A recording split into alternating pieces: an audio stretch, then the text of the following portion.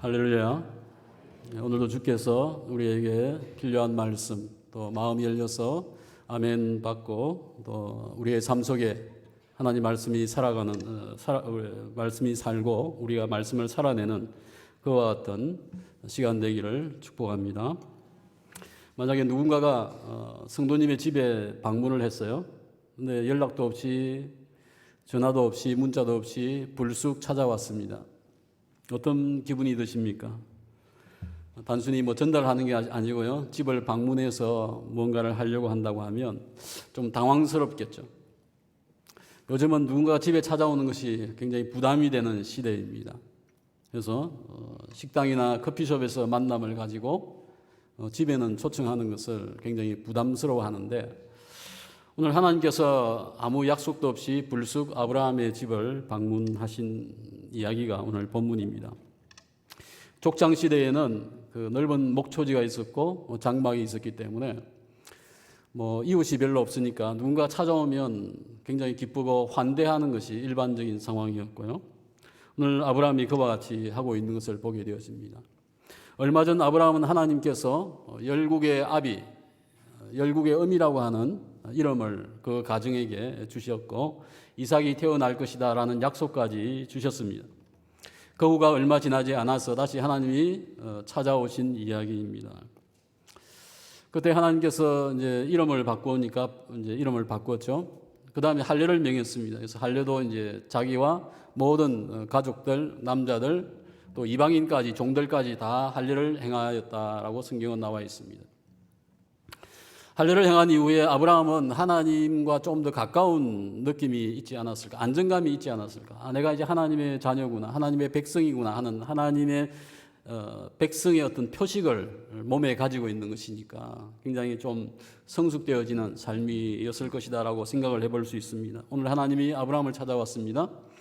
해가 이글이글 태양이 타고 있는 뜨거운 낮에 찾아오셨습니다.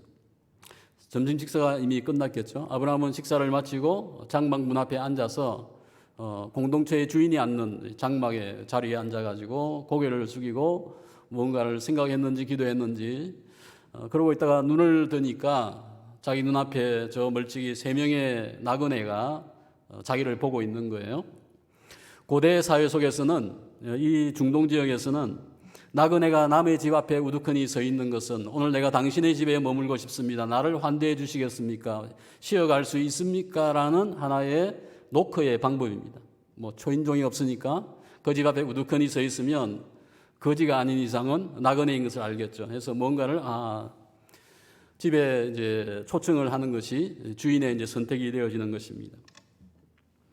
오늘 누군가가 그 집을 방문을 했는데 그 손님을 쫓아낸다든지 바쁘다든지 핑계를 대면서 환대하지 않으면 그것은 그 가족의 수치이고 그 공동체의 명예를 더럽히는 것이 되어집니다.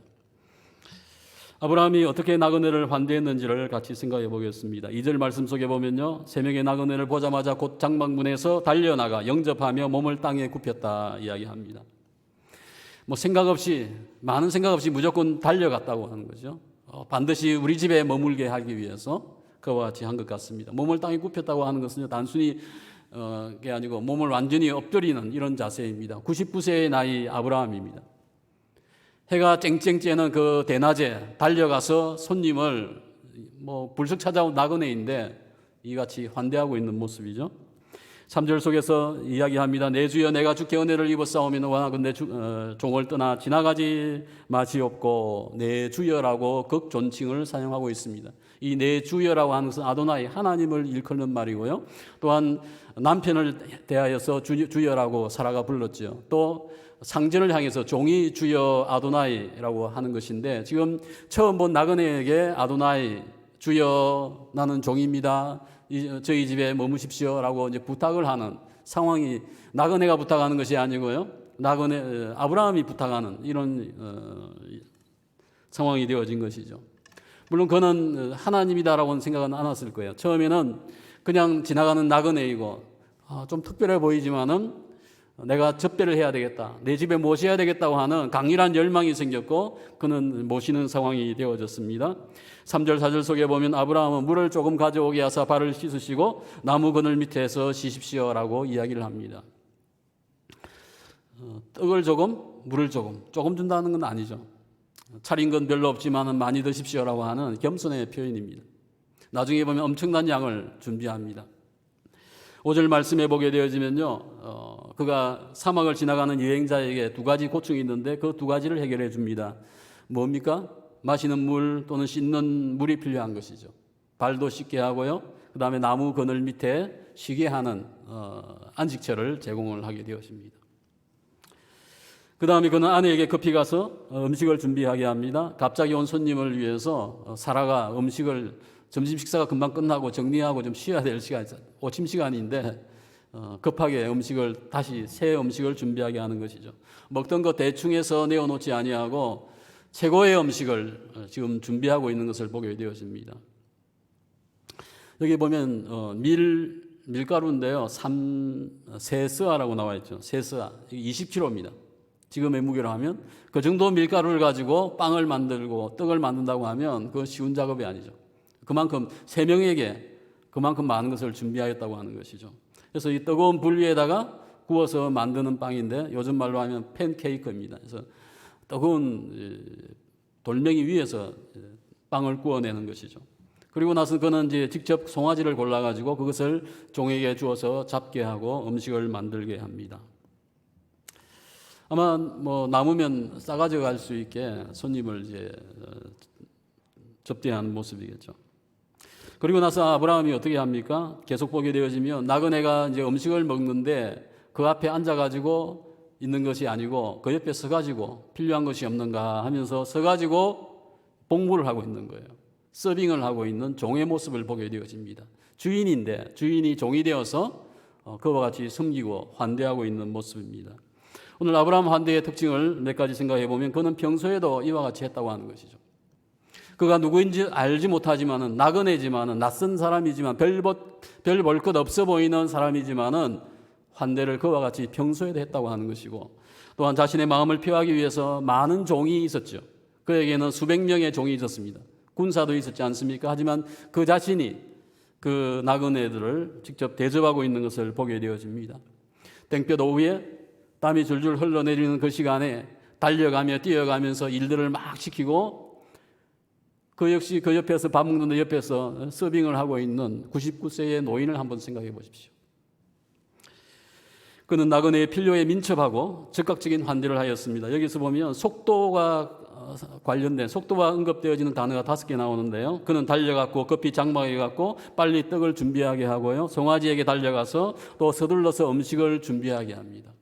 지금 얼마나 허기지겠는가, 나그네가 얼마나 힘들겠나, 씻겨주고 쉬게 하고 빨리 따뜻한 음식을 준비해서 섬기는 정말 대단한 환대를 지금 하고 있는 것이죠. 아브라함 자신이 지금도 나그네잖아요. 어차피 나그네의 인생을 살면서 갈대아를 떠나서 애굽을 다니고 여기저기 나그네를 삶을 살다가 지금 헤브론에 이제 정착을 겨우 했는데 그는 나그네의 인생이 어떤지를 알기 때문에 이와 같이 더 극진히 섬겼다고 생각되어집니다. 오늘 히브리서 13장 2절 말씀 함께 봉독하시겠습니다. 시작. 손님 대접하기를 잊지 말라. 이로써 부지 중에 천사들을 대접한 이가 있었느니라. 부지 중에 천사를 대접한 것, 지금 아브라함 이야기예요. 나그네 3명이 있었는데 그 3명 중에 나중에 이제 소돔성 이야기도 나오면 2명은 천사고 한 분은 하나님이신 것이죠. 아브라함을 방문한 것입니다. 처음에는 하나님인 줄 몰랐죠. 천사인 줄 몰랐습니다. 중간에 가면서 좀 특이하다, 긴가민가 하다가 나중에는 하나님인 것을 깨닫게 되어집니다. 하나님께서 왜 인간의 모습을 하고 찾아왔을까요? 그전에는 하나님께서 영광 중에 아브라함에게 나타나서 보여주었습니다. 환상 중에도 나타나셨고요. 횃불 속에서도 불꽃 속에도 임재하여서 하나님께서 아브라함과 약속을 맺었습니다. 하지만 하나님은 오늘 인간의 모습을 입고 와가지고 좀 특별하게 그들과 만나주고 방문하고 있는 것입니다. 18장에서 인간의 모습을 하시고 찾아오셨는데 예측하지 못하는 시간에 별 볼 것 없는 인간의 모습을 하시고 나그네의 모습을 취하시고 오셨습니다. 특별한 것은 오늘 이 만남은 단순히 아브라함을 만나기보다는 아브라함을 통해서 사라를 만나기 위해서 왔다라고 생각을 해봅니다. 오늘 이 약속은 17장에서는 하나님이 아브라함에게 약속을 하였죠. 18장에 와서는 사라에게 다시 한번 약속을 하고 있는 것입니다. 오늘 이 이야기 속에서 저는 생각하면서 하나님이 24년을 사귄 친구를 친구 집을 방문했구나. 하나님께 친구의 집을 가슴 설레이면서 아브라함에게 찾아오시는데 동일한 인간의 모습을 하시고 오셔가지고 인간과 대화하면서 인간이 차려주는 음식을 먹어주고 계시는 거예요. 하나님은 인간의 모습을 하고 찾아오신 것에는 두 가지 목적이 있다고 생각되어집니다. 첫 번째 목적은 아브라함이 생활 중에서 일상 속에서 어떻게 살고 있는가 하는 것을 테스트하는 거예요. 예고 없이 평범한 일상 중에 찾아왔습니다. 그것도 하나님이 아닌 인간의 모습을 하시고 보여주시면서 아브라함이 과연 나를 어떻게 인간을 어떻게 대하는가, 과연 이 친구가 정말 세상을 축복할 수 있는 복의 통로가 될 수 있는가, 축복의 통로가 될 수 있는가 하는 것을 기대하면서 아브라함을 찾아와서 확인하고 있는 것입니다. 과연 그가 열국의 아버지이고 열국의 어미냐 하는 것을 보시고자 하신 것이죠. 예수님께서도 이와 같은 말씀을 하셨죠. 마지막 심판 때에 양과 염소가 있는데 양과 염소를 이렇게 나누시고 나서 오른쪽에 있는 양을 이야기하면서 의인이다라고 이야기했는데요. 그 의인을 향하여서 마태복음 25장 35절 36절 말씀 내용을 말씀하셨습니다. 같이 봉독하시겠습니다.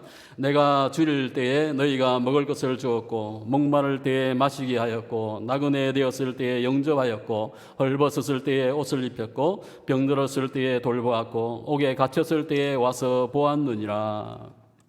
예수님께서 마지막 때에 이와 같이 이제 구원받은 자에게 얘기를 하시는 거예요.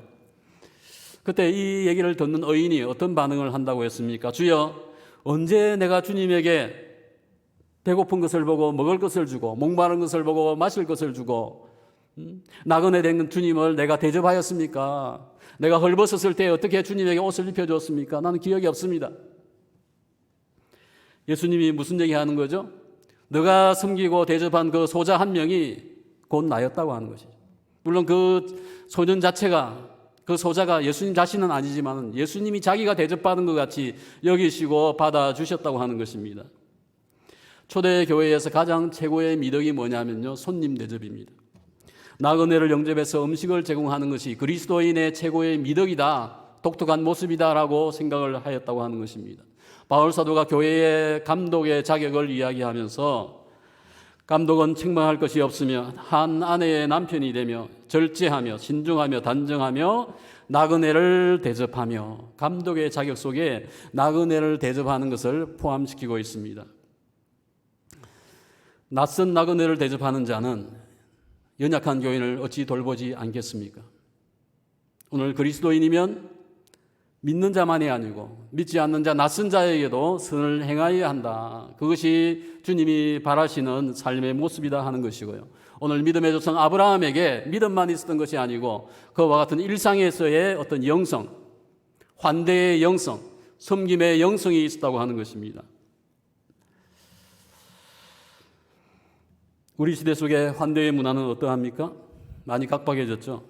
집에 손님을 모시기가 불편한 상황입니다. 택배기사나 음식을 배달받지만은 직접 받지 않습니다. 문 앞에 두고 가세요. 초인종만 눌러주세요. 비대면 상황 속에서도 직장도 다닐 수 있고요. 무엇이든지 다 할 수 있는, 예배도 드릴 수 있는 이런 상황 시대 속에 가고 있습니다. 요즘에 1인 가구가 이번 달 통계해 보니까 31.7%예요. 세 집 중에 하나는, 한 가구는 혼자 살고 있는 거예요. 그 외에도 2명, 3명 다 지금 점점 뿔뿔이 흩어지고 개인적인 삶을 살고 있는 시대 속에 저희는 과연 우리의 신앙의 삶이 오늘 예전에 한국교회가 가졌고 초대교회가 가졌던 그 대접하고 섬기는, 함께 공유하는 삶이 많이 약해져 가고 있는, 혼밥 시대를 권면하는 시대, 혼자 살기를 권면하는, 추천하는 그와 같은 시대를 맞이하고 있습니다. 오늘 저희는 이와 같은 일과 업무 중심에서 개인적인 삶 속에서 벗어나서 누군가를 환대할 수 있고 섬길 수 있고 나눌 수 있는 그와 같은 마음의 자세, 그리스도인의 모습을 회복하여야 할 것입니다. 어떤 성도가 세탁소에 이제 옷을 맡기고요, 찾으러 갔습니다. 이 주인이 찾는데 20분이 걸려도 잘 못 찾아요. 겨우 찾았는데 너무나 화가 나가지고 이 교인이 막 화를 내면서 화가 풀리지 않으니까 나중에 문자로 내가 세탁을 다시는 당신의 집에 맡기지 않겠다고 문자 폭탄을 날렸다고 합니다. 그리고 나서 그가 너무 또 화가 났는데 집에서 잠을 자고 있는데 가스 검침원이 왔습니다. 그 검침원에게 왜 잠자는데 깨우느냐고 또 화를 내었다고 합니다. 그리고 나서 그가 참 생각해 보니까 하나님 앞에서 죄스럽고 회개하면서 그 내용을 간증에 올린 것을 보았습니다. 저희도 뭐 그럴 수 있죠. 그분과 크게 다르지 않을 것 같아요. 낯선 일을 주님께 예배하듯이 저희가 섬길 수 있어야 한다고 하는 것입니다. 우리가 운전을 할 때도 난폭 운전이 아니고요, 주님을 내가 모시고 운전하듯이 그와 같이 운전을 하고 섬겨야 한다고 하는 것이죠. 아무 조건 없는 환대의 자세를 가지고 아브라함과 같이 소박하게 진심을 다하여서 섬기는 모습이 있어야 되겠습니다. 어떤 믿지 않는 분이 교회를 갔습니다. 교회가 그를 극진히 환대해 주었습니다. 그는 너무 감격이 되었습니다. 너무 감사했습니다. 어떻게 하겠어요? 그 다음 주 다시 교회를 찾아갔다고 합니다. 상주 소문교를 찾아 방문하는 누구든지 섬김의 영성을 지닌 성도를 만나고 진심의 환대를 받고 다시 찾고 싶은 교회가 되기를 축원합니다. 하나님의 인간의 모습을 하시고 찾아오신 두 번째 목적은 하나님께서 직접 사라에게 아이의 잉태함을 약속을 전해주기 위한 것입니다. 오늘 대화의 주인공은 하나님이 여전히 아브라함과 대화하지만은 그 천막 밖에 있는 사라와 지금 대화하고 있는 거예요. 식사를 마치고 나서 당신의 아내 사라가 어디 있느냐라고 질문을 던집니다. 극진한 음식을 대접하고 나서 사라에게 이제 그 주방 음식을 준비한 건 사라니까 그를 축복을 하려고 하는 얘기였죠. 당시 고대 근동의 여인은 낯선 남자가 오면 얼굴을 보이지 않습니다. 손님을 위한 음식만 준비하게 하였습니다. 사라는 좀 궁금했어요. 도대체 이 세 명이 누군데 이와 같이 극진 대접하는가? 좀 독특하기도 하고 이상하기도 하여서 그 대화를 이제 엿듣고 있었던 거죠. 근데 사라가 왜죠? 그 나그네가 사라가 어디 있느냐 묻는 거예요. 자기 이름은 얼마 전에 하나님이 바꿔준 거잖아요. 사레에서 사라가 되었는데 아브라함도 알고 나도 알지만은 이 나그네가 어찌 내 이름을 아느냐 하는 거예요. 이 여인은 직감이 있었던 거죠. 아, 저분이 설마 혹시 하나님이신가? 뭔가 이상한 기운을 느끼게 되어졌을 것입니다. 창세기 18장 10절 말씀 같이 봉독하시겠습니다. 그가 이르시되 내년 이맘때에 내가 반드시 내게로 돌아오리니 내 아내 사라에게 아들이 있으리라 하시니 사라가 그 어디 장막문에서 들었더라. 더 놀라운 것은 내년 이맘때에 당신의 아내 사라에게 아이가 있을 것이다 이야기를 합니다. 사라가 옆에서 듣고 있죠. 사라는 이분이 신적인 존재, 아브라함이 날마다 찾고 여호와의 이름을 불렀는데 그 하나님인가? 라는 것을 깨닫게 되어집니다. 지금까지 그녀는 아브라함을 통해서 하나님을 만났죠. 아브라함이 갈대아를 떠날 때에 쫓아왔습니다. 짐승을 쪼개고 언약할 때에 아브라함을 통해서 듣고 있습니다. 자기에게 이름을 바꾸고 할례를 행하게 하는 이야기들도 다 아브라함을 통해서 듣고 있었는데 오늘 사라는 남편의 그 하나님을 만나게 되어지는 것입니다. 오늘 그 하나님께서 자기가 만든 그 음식을 먹어주신 것입니다. 놀랍지 않습니까? 24년 만에 지금 하나님이 사라를 만나주고 있는 것입니다. 어메이징 그레이스, 놀라운 은혜입니다. 사라에게는 하나님이 나에게 관심을 가지는구나. 하지만 성경은 어떻게 이야기합니까? 11절 속에서 아브라함과 사라는 나이가 많아 늙었고 사라에게는 여성의 생리가 끊어졌다라고 언급을 하고 나서 사라가 12절 속에서 자기 상황을 아니까, 현실을 아니까 웃었다고 했습니다. 마음에 생각하기를 어떻게 생각했습니까? 나는 노쇠하였고 내 남편은 늙었으니 내게 무슨 즐거움이 있으리요. 여기서 노쇠하고는요, 노쇠하였다고 낡았다고 하는 거예요. 낡은 옷을 입지 않죠, 그죠? 사라의 몸이 이미 낡은 옷이 된 거예요. 폐품이 되었고 쓸모없이 되었다. 내가 노쇠하였고 남편도 마찬가지인데 무슨 즐거움이 있겠느냐? 부부가 사이에 무슨 육정이 생겨서 관계를 가지며 자녀를 낳겠느냐 하는 거예요. 마음도 떠났고 육신도 이미 망가졌고 불가능한 시점인데 하나님이 아이를 낳을 것이다 하니까 피식 웃었습니다. 지금 사라의 상태가 어떤 상태인지를 한번 생각해 보시겠습니다. 그녀는 꾀를 내어서 하갈을 통하여서 아이를 낳게 하였습니다. 그 아이가 나오면 그는 그 아이를 자기의 아이로 삼아서 아브라함의 대를 잇고자 하는 욕망이 있습니다. 그런데 천사는요, 하나님이 천사를 통해서 이 아이는 하갈의 아들로 떼어놓습니다. 너희 아들, 사라의 아들이 아니고 하갈에게 줍니다. 하갈은 어떻습니까? 이제 나는 주인의 아들, 첩이 되었지만은 아이를 낳은 자이고 내 아이가 대를 잇는다고 하면 나는 이 집의 안주인이 되는 거죠. 명예를 얻게 되어지는 거지만은 사라 입장에서는 어찌 되어집니까? 말년이 참 비참하겠죠. 아브라함이 먼저 죽는다고 하면 자기의 신분과 자기의 명예를 다 잃게 되어지는 것이죠. 하나님이 약속하신 그 모든 것들도 자기에게 끊어진다라고 하는 것을 생각할 때에 그녀는 참 슬프고 아프고, 또 하나님은 지금까지 하나님은 사라를 찾아주지 않았습니다. 천사를 통해서 하갈은 찾아주었는데 사라에게는 하나님이 이런 방구도 하지 않았습니다. 마음의 섭섭함과 남편에 대한 하나님에 대한 서운함이 그에게 있지 않았을까 생각합니다. 사라는 매우 이성적이고요, 현실주의자이고 팩트를 중시하는 자입니다. 해서 남편이 거짓말을 시킬 때 자기도 거짓말, 이게 맞겠구나, 합리적으로 거짓말을 또 하죠. 자녀가 없을 때는 하갈을 통하여서 세상적인 방법을 통해서 아이를 얻으려고 하였습니다.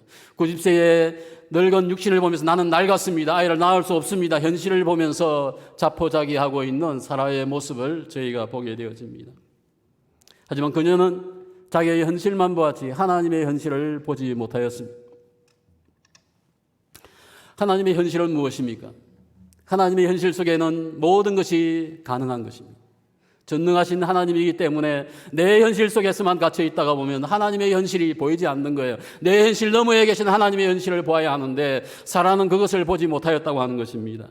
하나님은 내 모든 문제를 아시는 거예요. 그것을 이끌고 가시고 마지막에는 완성하시는 전능한 하나님이신 것을, 그 하나님의 현실을 아브라함도 마찬가지고요, 사라도 깨닫지 못하였다고 하는 것입니다. 그래서 하나님께서 약속하실 때에 그냥 한숨을 허탈과 애통과 어떤 웃음을 지었다고 하는 것입니다. 하나님 왜 지금 오셨습니까? 좀 더 빨리 왔으면 내 육신이 좀 나을 때 왔다고 하면 나았을 것인데 지금 너무 늦었잖아요. 이것이 그녀의 웃음이었습니다. 이제는 불가능합니다. 가능성이 1도 없습니다라는 고백인 것입니다. 하나님께서 그것을 막혀 있었지만은 그의 웃음을 듣고 아셨고 그의 마음의 생각조차 읽고 계셨던 것입니다. 저희도 늘 나의 건강이 지금 이 모양이니까, 나는 가진 것이 없어, 돈 때문에, 내 자식 때문에, 부모님 때문에 저희는 항상 어떤 환경과 상황을 보면서, 현실을 보면서 불가능하다, 나는 할 수 없다라고 생각합니다. 저희는 할 수 없죠.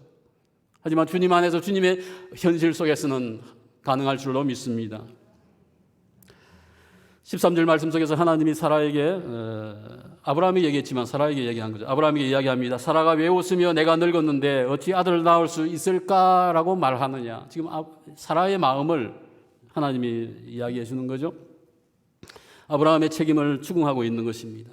일전에 하나님께서 아브라함에게 이야기했잖아요. 사라가 아이를 낳을 것이다. 그런데 지금 사라는 처음 듣는 생뚱맞은 이야기 같이 또 전혀 불신하고 있으니까 하나님이 아브라함에게 너 똑똑히 얘기했냐? 왜 이 모양이냐라고 얘기하고 있는 것이죠. 오늘 하나님은 지금 여기 딴 것보다는 그 사라의 마음을 하나님께서 읽고 있다고 하는 거예요. 그의 생각도 듣고 있었다고 하는 거예요. 사라는 마음속에 불만이 있고 서운함이 있었고 슬픔이 있었지만 하나님은 그녀의 마음을 읽어내고 있었다고 하는 것입니다. 왜냐하면 하나님은 이미 그녀의 마음속에 존재하시기 때문입니다. 하나님은 멀리 하늘 위에 계시는 분이 아니고요, 우리의 마음속에 있는 생각 속에 존재하시면서 그 마음을 읽어주고 계시다고 하는 것이죠. 저는 이 말씀을 묵상하면서 정말 하나님이 우리의 모든 것을 아신다, 내 생각도 아신다라고 하는 것을 생각을 했습니다. 하나님께서 내가 다 안다, 너희 아픔과 원망과 슬픔을 내가 다 알고 있다라고 말씀하시는 하나님이십니다. 창세기 18장 14절 15절 말씀 봉독하시겠습니다. 여호와께서 응하지 못한 일이 있겠느냐? 기한이 이를 때에 내가 네게로 돌아오리니 사라에게 아들이 있으리라. 사라가 두려워서 부인하여 이르되 내가 웃지 아니하였나이다. 이러시되 아니라 네가 웃었느니라. 기한이 되면 아이가 있을 것이다 라고 하나님께서 약속하지만은 그녀는 어떻게 합니까? 웃었죠. 믿지 않았습니다. 나에게 무슨 화라도 미치면 어쩌나 하는 어떤 무서움 속에서 발뺌을 하고 나 안 웃었어요. 하나님은 알고 계신데 그죠? 아니다 네가 웃었다 얘기하십니다. 하나님이 지금 시비를 따지려고 하는 게 아니에요. 하나님이 방문하신 목적은 무엇입니까? 사라를 직접 만나서 그녀의 믿음을 준비하기 위한 것입니다. 나는 너의 노쇠하고 낡은 몸을 통해서도 나의 능력을 행사하여 너가 아이를 낳게 할 수 있는 하나님이다라고 알려주시는 것입니다. 아브라함은 불신하고 17장에서 그것을 믿지 아니하고 그 약속을 집어 던졌습니다. 하나님은 그 약속을 다시 주워들고 사라에게 와서 다시 말씀하고 있는 거예요. 아이를 낳을 자는 사라니까 사라가 믿음이 있어야 하는 거죠. 하나님께서는 여호와께 능치 못할 것이 있겠느냐라고 말씀하십니다. 지상 최고의 기적이 무엇일까요? 이 세상의 가장 최고의 기적이 무엇일까요? 그것은 하나님이 인간이 되신 사건입니다. 하나님께 독생자를 보내어서 세상 가운데 보내시고요. 세상의 말로서 생활 속에 하시고 인간의 손에 의해서 인간과 같이 죽임을 당하신 사건. 하나님이 인간이 되신 사건이 가장 큰 사건인데요. 오늘 하나님께서 아브라함을 찾아오신 모습이 어떤 모습입니까? 인간이 되어 오신 거예요. 아브라함과 사라에게 하나님이 인간이 되어서 너희들 가운데 나타날 수 있다고 하는 것을 지금 직접 보여주는 거예요. 가장 큰 이적을 그들 가운데 보여주고 있는 것입니다. 오늘 하나님이 아브라함과 사라에게 이와 같은 기적을 보여주시고 또 그들은 모든 기적을 더 놀라운 기적도 행할 수 있는 하나님이신 것을, 태어나지 못한 아이를 90세 여인이 낳을 수 있다고 하는 그 기적을 일으킬 수 있는 하나님이신 것을 지금 보여주고 있는 것입니다. 나는 지금 인간의 몸을 입고 너희 앞에 서 있다. 내가 인간이 될 수 있듯이 너가 아이를 낳을 수 있을 것이다 라고 약속하고 있는 것입니다. 오늘 나는 너가 만든 음식을 먹었고 너의 마음의 생각과 너의 속의 슬픔과 원망을 다 듣고 알고 있는 하나님이다 라고 말씀하고 있는 것이죠. 어떤 것도 능치 못하신 것이 없으신 하나님이 사라의 마음도 그 깊은 생각조차도 읽어보고 계시는 것입니다. 주님께서는 여호와에게 나에게 능하지 못할 것이 없다라고 말씀하시는 것입니다. 오늘 저희 속에 마음속에 숨겨둔 죄와 악한 것들, 내 마음속에 지금 생각하고 있는 것들, 경건하게 하나님께 찬양하고 예배하지만은 내 마음속에 여전히 불안해하고 믿지 못하는 불신의 염려의 것들, 그것을 주님께서 지금도 읽어 계시고 읽어보시고 있다고 하는 것입니다. 사라는 너무 놀랐습니다. 남편의 하나님이 인간의 몸을 입으시고 친히 오시고 친근히 말씀하여 주시고 나의 환대를 기쁘게 받아주시는 분이시다 하는 것을 발견했기 때문입니다. 그녀를 태어나게 하신 하나님이 그녀의 마음과 생각도 듣고 계시는 하나님이다라는 것을 그녀는 이제 조금씩 배워나가게 되어집니다. 지금 하나님께서 아브라함과 사라에게 무엇을 요구하고 있는 것입니까? 어떤 큰 걸 요구하고 있지 않아요. 계속 12장부터 해서 계속 요구하는 게 뭐예요? 너 나 믿느냐? 내가 전능한 하나님이고 너희를 통해서 이 일들을 약속한 것을 행하는 것을 믿느냐? 믿음을 요구하는 거죠. 사랑하는 성도 여러분, 자신의 현실만 보고 원가 계산합니다. 이해 타산을 따집니다. 내가 이것을 할 수 있을까? 주님 이것이 가능합니까? 예수님을 위해서 예수님의 죽음을 앞두고 한 죄 많은 여인이 옥합을 깨어서 향유를 쏟아부었습니다. 그 여인은 원가 계산하지 않았죠. 내가 이만큼 투자하면 하나님께 이만큼 주실 것이다 라는 생각을 하지 않았습니다. 가룟 유다는 그 비싼 향유가 쏟아부어질 때에 아이고 저 비싼 것 원가 계산하고 있었던 거예요. 우리도 늘 원가 계산하잖아요. 주님 앞에 헌신할 때 또 무엇인가 행하려고 할 때 누군가를 맞이할 때 우리는 원가 계산하고 있는 것입니다. 유다는 예수님의 죽으심과 마음에는 전혀 관심이 없던 자였습니다. 오늘 저희는 이 세상을 살면서 수많은 의심과 불신을 하게 되어집니다. 저 개인은 하늘의 별과 같이 땅의 티끌과 같은 구원의 백성을 하나님께서 언제 성취하여 주실까 하는 고민이 있습니다. 하나님 언제쯤 이 언약을 이루어 주실 것입니까? 라고 질문을 하여 봅니다. 여전히 이 세상엔 이라크의 사건, 미얀마의 하나님의 이라크의 봄이 올 것인가? 미얀마의 봄이 올 것인가? 선교의 봄은 다시 올 것인가? 다시 한번 이 시대 속에 하나님의 큰 선교의 대전진이 있을 것인가? 상황과 현실을 보면요, 힘들 것 같은데, 당분간은 힘들 것 같은데 불가능해 보이네. 이와 같은 마음이, 의문이 생겨납니다. 오늘 이 말씀을 대하면서 여호와께 능치 못할 것이 없다고 하는 이 말씀을 생각하면서 이것이 우리에게 주시는 답이다, 저에게 주시는 답이다 생각하면서 오늘 주님께서 우리에게 요구하시는 것은 하나님이 하신다고 하는 믿음을 말씀하시고, 오늘 제가 믿음을 붙들 수 있어야 되겠습니다. 사랑하는 성도 여러분, 어떤 현실 문제에 봉착하고 있습니까? 오늘 나에게 필요한 것은 무엇입니까? 우리는 전능하신 하나님을 믿는 믿음이 필요합니다. 하나님의 현실을 믿는 믿음이 오늘 우리의 능력입니다. 내 앞의 현실과 불신의 생각 안에 머물지 않아야 합니다. 그 내 현실 속에서 벗어나서 저희는 그 현실 밖에서 하나님을 볼 수 있어야 합니다.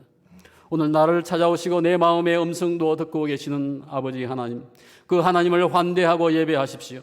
내 절망과 현실 너머에 계시는 하나님의 현실 속에 우리의 눈이 맞춰지고 그 초점 속에서 내가 속의 현실 속에서 벗어나서 하나님의 현실 속에 뛰어들어가고 그 속에 머물면서 주님이 능치 못할 것이 없습니다. 주님, 내가 믿습니다. 나에게 믿음 적은 것을 보시고 믿음 주시옵소서라고 고백하며 기도할 수 있는 저희들 자신이 되어져야 될 것입니다.